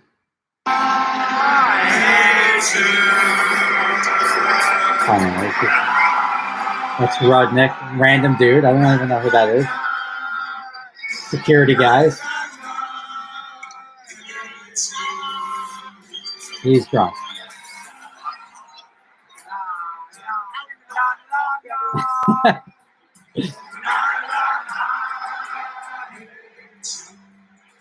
I mean, there's 8,000 people in the tent right now, and there's like 10 of these tents. So, I mean, that's Oktoberfest. That was awesome. That's totally worth it. That's not like there's a local Oktoberfest by me, and that's, I'm telling you, if there's like one of these like global festivals, like the Carnivals and the Oktoberfest to go to, Oktoberfest is definitely a good time. Let's see here. My son's turning 8 next month. There's like, I catch some comments here, but then I lose them, so I'm sorry about that. I definitely get everybody that has the highlighted comments, but I missed some of them. Monterey Car Week is canceled. Yeah. Okay. Mr. Kicker. Hey, Rob, I work for a company called Future Align Incorporated. If you need engaging communication work done, we've worked with ExxonMobil in the past. Engaging communication work. I'll open that up in a separate tab and look into that. But I don't know what that means. That's like multiple buzzwords. You can always shoot me an email, rob@superspeakers.com. I'll check it out. Am I friends with DDE? I don't know. I'm not. I've never met DDE, or at least not. Neither. Maybe I don't remember meeting him. But I have nothing against DDE. They were on the chat tonight, so I will definitely link up with them when I'm out west sometime. Did I end up getting rid of the old ramp truck? No, I still have it. I'm putting a new set of injectors or something in there, spending some money, and hopefully getting that up and running. Let's see. Do you ever end up getting rid of the ramp truck? Got that. Collectibles, dangerous market. Monterey Car Week is canceled. Yes, New Jersey state governor does need to start opening up the state so I can rent cars. The car rentals are more tied into the social scene than it is anything else, and most people don't realize that. But the social scene, the restaurants, the events going on, that's what people rent cars for. They don't really rent cars to go drive, and that's really why my business is actually down right now. Do we disinfect the cars? Yes, we do use cleaning supplies on the exterior and interior of the cars, and make sure they're all sanitized before they go out. Would I do car trek? Yeah, I mean, I would do anything. I mean, I've done stuff like that in the past. Would I have spent 60 grand or 70 grand of my own money on a rat exotic for that? Probably not. It depends what the back end money looked like. But what it says, got whiskey in my hand right now. I like whiskey, so cheers to you guys. But I would do car trek. I like all the guys that were on it, and I love the fact that people are getting into the higher end content, because that's always good. Do you think you're going to go out of business? That's an excellent question. The answer is no. Now, my business would be ripe to go out of business, right? Like the exotic car rental space has a lot of overhead. So it's not like you can fire all the employees. Like you can fire all the employees, but your biggest cost is all the cars. And the fact that you've got cars that now in a depressed market aren't really worth very much. So if you had to sell them to free up cash, you're selling them for significantly less than they're worth. We were going to sell the Z06. I looked what the Z06 was worth. Vroom offered us 35 grand for a 2018 Z06 with 10,000 miles on it. Z06 convertible. There's no way that the $100,000 car is worth 35 grand with 10,000 miles on it. But the business model itself, for a lot of people, if they can't float that lack of revenue, they've got a lot of overhead. I've got $70,000 a month in overhead. Now, some of it can be reduced, but most of that's car payments. And those car payments have to go out. You can't get those car payments forgiven. You can't get those car payments paid by the government. Like even the payroll protection stuff covers employees, it doesn't cover your cars. So the companies, especially the companies that are like somebody mentioned Royalty Exotics, it's a completely different business model. Like the tendency now is a lot of people are going to start like renting cars for anything. Hey, can I rent your Lamborghini for $300 for tomorrow? Sure. I got to get it out. I need any money coming in. I'm not doing that. I need to make what I have to make on a car in order for it to go out. Otherwise, I'd rather let it sit. And we're going to deal with a time where people are renting out cars very cheap and then going out of business because they run out of money. That's not a solvent business model. For me, like I look at it as like, even if I say I'm just going to shut the business down for a year, what is that going to cost me? If I shut it down, I'm not going to have as much labor expense. I'm going to still have a warehousing expense. I can reduce my insurance expense because I'm not renting cars, which is a big chunk. And then I can take the car payments. All I got to do is make the car payments. And there's both time and depreciation, time and mileage depreciation on the car. Time depreciation is you buy something, and over time it generally goes down in value just because it's older. Even if it's not being used, just generally goes down in value. Mileage depreciation is you buy something, you use it a lot, it's worth significantly less. That's harder on my business. So if I'm not renting cars, I'm not paying insurance, I'm parking them all, waiting for the economy to turn around, it's easier to protect that. So like I'm not, and that's why I've got multiple businesses. I can sort of get away with that. Even if I have to get a loan against some equity or something like that, I can do that to then float the business and do zero revenue for a year or 2 years And then the fleet will still be available. It'll still be a 2,000-mile Lamborghini. When we come out of it, I'll still have a 2,000-mile Lamborghini to rent. So so I'm not worried about going into business. I would be more concerned that a lot of other companies are going to take that first step before they go out of business, which is to give away the farm for whatever they can possibly bring in to try to generate any cash flow. A lot of these companies that you see have investors. Investors like to see money. If they're not seeing money and they're not seeing value in their cars, they're not going to keep throwing money at it. They may just cut bait, but we will see. Hopefully that answered your question. Do you have any car stories from New Hampshire? No. Oh, I did hit a deer in New Hampshire. I was up by Mount Washington, and I bought my M Roadster up there. If you look at my video, I legitimately bought the M Roadster, got there at night. We flew up to probably Bennington, Vermont, and then took a pretty long 45-minute, hour-long Uber or something like that. I forget how we got up there. No, you know what? I think we rented a vehicle, drove up there, got up there late. It was me and Jimbo drove a truck up there. And then I got this M Roadster, which I liked. It was cool. And legitimately, again, all right, this is cool. This is cool. This guy lives off the paved road, bumping through the woods. So finally, after a mile of driving off the paved road, I get onto the pavement, make a right onto the pavement. I'm like, all right, pavement, let's see what this thing can do. And I hit the gas, and I see a deer over there. I'm like, don't you dare. Steps right in front of the car, hit a deer, ends up on the windshield. I'm like, oh, come on. It's legitimately in the first mile of me owning the car. And I didn't have insurance. Not that it made a difference, but I didn't have insurance at the time because I didn't buy the car yet. So I was just driving it back on a fake plate with no insurance back from New Hampshire. But luckily, damage wasn't too bad.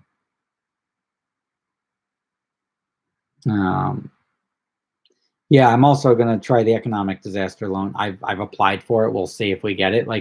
That's what I'm more interested in. I don't care about the payroll protection. The fact that if I'd be able to borrow whatever it is and pay it back over 30 years is effectively free money. I've got no problem paying it back, but having a low interest government loan, which is really what helps businesses. I'm looking to take an L. I'll take a loss right now, but it'd be nice if somebody would lend to me against that loss, and traditional banks aren't doing it because they don't want to take the risk that if you lend somebody against the loss and their business never picks up, they're out that entire loan. The government's backing those. So that's why I'm happy if I can get that sorted out and we get a reasonable amount of money borrowed against. I can keep forging ahead. The T-shirt you got is a depreciating asset. Is this shirt? Or are you talking about the T-shirts that I sold? Rob, have you thought of buying a rollback truck? Oh, rollback. I did. My ramp truck was a rollback because they roll back the odometer. But the let's see.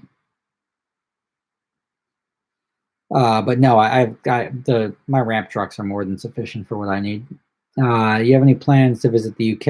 I will be in Edinburgh for our Scotland trip. I'll be there October 19th through the 26th. Are you worried about racing Rob Dahm? Not really. I will say this. I think that Rob Dahm's car should beat mine. The fact that it was designed and engineered and built by Rob Dahm makes me think that I may have a better shot of winning, especially in a more comprehensive thing. Straight line, there's no way he can't beat horsepower, right? He's got lightweight and a bunch of horsepower. At the end of the day, if he's got 2,000 horsepower, I've got 900 horsepower, he wins. So I will be glad to take the loss there. But if I get the if I get the vet running and we're doing more than just a straight line half mile or something like that, I'm pretty sure his car is not going to be road courseable. Or just when he showed up to Vegas with his 3-rotor, it was cool. It was quick in a straight line, but it was sort of a hot mess.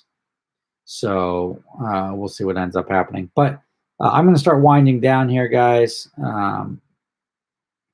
So I'll say goodnight to you. I'll maybe do another 5 minutes. I want to go make sure my kid is sleeping, and he usually waits for me to tuck him into bed. But you keep asking, am I like Royalty Exotics in Vegas? We're completely different businesses. Royalty Exotics, I think their business model, it just doesn't make sense. The unlimited mile business model doesn't make sense to me. They're cheap and unlimited miles. Their goal is to have the cars out like all day, every day. And the issue you run into that is when you do that, like your only exit strategy on the car is hopefully somebody bins a thing and you get an insurance claim. Otherwise, you're writing it down to zero, hoping you generate enough revenue to cover the operating cost, the depreciation of the entire car, the maintenance of the entire car, because it's out of warranty relatively quickly. You're blowing through tires, you're blowing through everything. So I don't get the business model. It's not the type of business I want to be in. And not to say they both might not work, but I think one may be substantially more sustainable. How do they make money off the business model? I have no idea. I guess the goal is if you can rent it for $500 a day for 1,000 days, you make $500,000. And whether if for a car that costs $200 plus,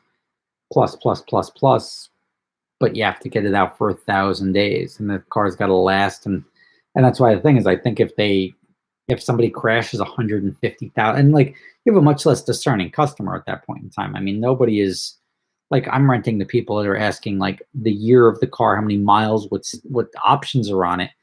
That guy's not going to rent an unlimited mile car in Vegas for $600 a day, because they're going, well, cool, I got a 113,000 mile Lamborghini.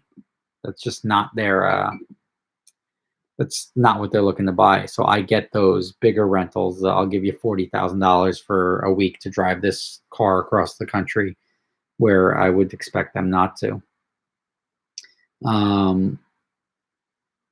Anyway, we'll see what happens. I don't know. They're borrowing. I don't know like whose money it is. I don't know anything about that. They could have a lot of investment, and they could be touting like, we're going to grow this and sell it, and it may never materialize. I don't know. I don't know their overhead. I don't know their employees. I don't know their cost structure. I don't know anything. So can you take your driver's test in my C8? If you rent it, you can do whatever you want with it. You can jump the Grand Canyon if you want. Yeah, anyway, guys, 2 hours, long one tonight, but I appreciate you joining me. I'm going to cut another wedge of lime here and have another drink, turn on the movie. The last episode of Homeland is coming up tomorrow. I just did my binge to catch up on that. I'm going to start I've got a machine at my house. I want to start doing some yard work at my house. Oktoberfest is going to be a good time. I really hope they don't cancel that. Who's this blowing up my phone? Look at this. Tell me that's not fun. So I'm going to play with that at the house. But anyway, thank you for joining me. I appreciate you guys coming on. Enjoy your drink. And again, thank you for hanging out. Thank you for joining for your drink. See you next Friday.